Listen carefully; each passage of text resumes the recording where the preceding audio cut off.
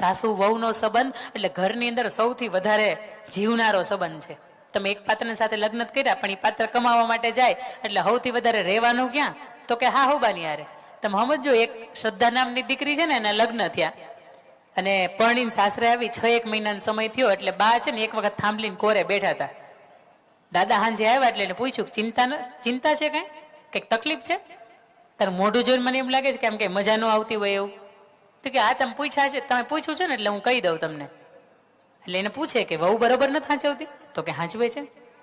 Jamie નથી આજે? તો કે જેમી છું. તો કે તો આ ચિંતાનું કારણ શું છે? અને ત્યારે એ બા બોલે, એ સસરાને જવાબ આપે છે સાંજે કે લગ્નના 6 મહિના થયા. 6 મહિના પેલો દીકરો રવિવાર આવતો ને ઘરે રહેતો ને તો પૂછતો કે બા ક્યાંય જવું છે? ચારધામની યાત્રા કરવી છે? તાર દ્વારકા જવું? તાર સોમનાથ જવું? તાર ઘરને આંગણે અંબાજી છે એના દર્શને જવું છે? તો એ દીકરો આપણને પૂછતો. આ લગ્નના 6 મહિના થયા ને પછી તો રોજ સાસરીમાં જવાનું એનું ઊભું હોય. રવિવાર થાય એટલે કાંઈક ને કંઈક એના પ્રસંગો ઊભા હોય. મને એમ થાય છે કે લગ્નના 6 મહિના પછી આપણો દીકરો અડધો એનો થઈ ગયો છે. તમે સમજો. અને પછી દાદા બહુ મજાની વાત કરે છે, બા સાંભળવા જેવી છે. એ દાદા બહુ સરસ મજાની વાત કરે છે. બા સાંભળજો કાન ખોલીને. વાતની અંદર એને એવું કીધું કે શ્રદ્ધા તારું ધ્યાન નથી રાખતી? રાખે છે ને? શ્રદ્ધા તને હાથ પકડીને 4 ધામની યાત્રા નહોતી લઈ ગઈ? લઈ ગઈ હતી ને? તારા ગોઠણ દુખતા હતા તો શ્રદ્ધા તારા માટે ઓલા ગોઠણના મોજા નથી લઈ આવી?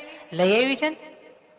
તને રોજ પગ દુખે તો શ્રદ્ધા તને ગરમ પાણીના પગની અંદર મીઠું નાખીને ઘડીક તને બેસવાનું કહે છે, પછી તને પગ ચોળી દે છે. આવું નથી કરતી? તો કે એ રાખે છે. તને ગરમા ગરમ ભાખરી નથી જમાડતી? અરે બધું કરે છે, પણ શ્રદ્ધા તો બહુ ડાહી છે. 6 મહિનાની અંદર આપણો દીકરો અડધો થઈ ગયો ઈ તને દેખાય છે. 6 મહિનાની અંદર વહુ આખી આપણી થઈ ગઈ, તને ઈ નથી દેખાતી? વાંધો અહીં છે. આખી જિંદગી તમે એમ જ કહો કે તું તો મારી થઈ જ નથી. અને અહીંયા સાસુની હારે જે પણ વહુ બેઠા છે ને એને મારી વિનંતી, ફરવા જાવ ને તો 500 રૂપિયાની 1000 રૂપિયાની શાલ આવતી હોય ને તો લેતા આવજો. જો આવી રીતે ઓઢશો ને તો એમ કે છે અમારે વહુ લાવી છે.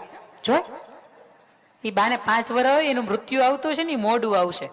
એ બાટા ગોઠણના મોજા લાવી જ દેજો. અત્યારે લગભગ બા બેઠા છે ને બધાને, જો આ ખુરશી ઉપર બેઠા છે ને બધાને ગોઠણ દુખે છે.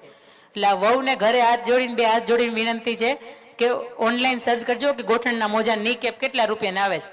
500 રૂપિયાની પૂરી નહીં આવે. પણ એ બાને તમે કહો ને બા તમારા માટે હું એક સરપ્રાઈઝ લાવી છું, અને બાના એમાં 2 પિયરિયા આવ્યા હોય ત્યારે એમ કહેવાનું કે બા તમારા માટે એક સરપ્રાઈઝ છે, આપું? તો બા એમ કે હા આપો ને. કારણ કે સાસુબા છે ને એ બોલે, હા ભાઈ એ બોલે. અને પછી તમે એમ કહો કે બા તમને રોજ પગ દુખે છે, મને એમ થાય કે તમે રોજ આમ લંગડાતા હાલો, એની કરતા લ્યો ને તમને હું આ ની કેપ આપું. અને એ બાને જે મોજ પડે ને વાત જવા દો, એ મોજની અંદર તો એને ખીચામાં ચાવી ઓલી હંતાડી રાખી હોય ને એ તમને હાથમાં આપી દો. હા, બાની આટલી